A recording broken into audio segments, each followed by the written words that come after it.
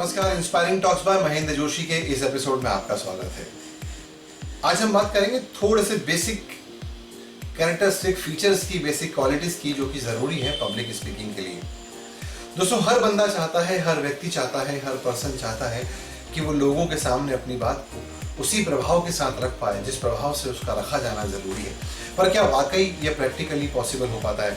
क्या वाकई एक संस्थान में जितने भी लोग काम करते हैं वो सारे लोग अपनी बात को सही तरीके से रख पाते हैं? मैंने कई बार देखा है कि बहुत सारे लोग ऐसे हैं जिन्हें नॉलेज पूरा है, जिनको बहुत सारी बातें पता है, सफिशिएंट नॉलेज है, मगर जब बात आती है एक पर्टिकुलर फोरम पर अपनी बात को रखने की, यहाँ एक बहुत ज़रूरी पॉइंट है दोस्तों।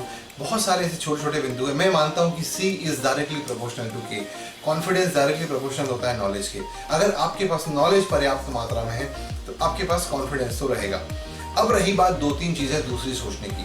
कई बार हम ये सोचते हैं कि मैं जब कुछ बात बोल रहा हूँ तो दूसरा व्यक्ति जो है मेरे बारे में क्या कहेगा। दोस्तों, बड़ा फेमस गाना हुआ है कि कुछ तो लोग कहेंगे, लोगों का काम है कहना। क्या फर्क पड़ता है इस बात से कि अगर आप मेरी सब लोग मिलकर हंसी उड़ा दें? क्या फर्क पड़ता है इस बात से? क्या मेरे वजन में 1 ग्राम भी कम हो रहा है? क्या मेरे बैंक बैलेंस में 1 पैसा भी कम या ज्यादा हो रहा है इस बात से कि आप हंस रहे हैं? ये एक वर्चुअल, एक मनोविज्ञान है। मुझे लगता है कि मेरे सर पर एक अदृश्य टोकरी है। उस टोकरी में मेरी पूरी रिस्पेक्ट, मेरी पूरी इज्जत भरी हुई है। और मैं ये मानता हूँ कि अगर मैं किसी के सामने अपनी बात रखता हूँ, किसी से कुछ भी कहता हूँ और वो अगर हंसेगा तो मेरी इंसल्ट हो जाएगी, मेरी बात कमजोर हो जाएगी। और इसी के चलते लोग प्रैक्टिस नहीं करते, जब अवसर होता है तब उसे बोलने का प्रयास नहीं करते, और ये डर धीरे धीरे धीरे परत दर परत एक मोटा एक बड़ी सी लेयर बन जाता है। और कई बार मैंने देखा है लोगों को किसी फोरम पे बोलते हुए उनके हाथ कांप रहे हैं, उनके घुटने कांप रहे हैं, जबकि उनके पास नॉलेज की कोई कमी नहीं है, ज्ञान की कहीं कोई कमी नहीं है, इन्फॉर्मेशन उनके पास पर्याप्त है, मगर छोटी सी एक चीज़ कि उन्होंने उस चीज़ की प्रैक्टिस नहीं करी। साइकिल चलाना, स्विमिंग करना, ये कुछ छोटी छोटी ऐसी चीज़ें हैं जिन्हें केवल करने से ही more you do easy it becomes you can do more. अगर आप ज़्यादा करेंगे तो वो आसान हो जाएगा, और जब आसान हो जाएगा तो आप ज़्यादा अपने आप कर पाएंगे।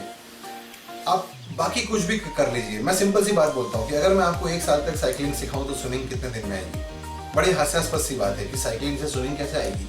बिल्कुल सही बात है। अगर साइकिलिंग सीखना है तो साइकिलिंग सीखिए, और स्विमिंग सीखना है तो स्विमिंग आप जो सीखेंगे वही आ जाएगा।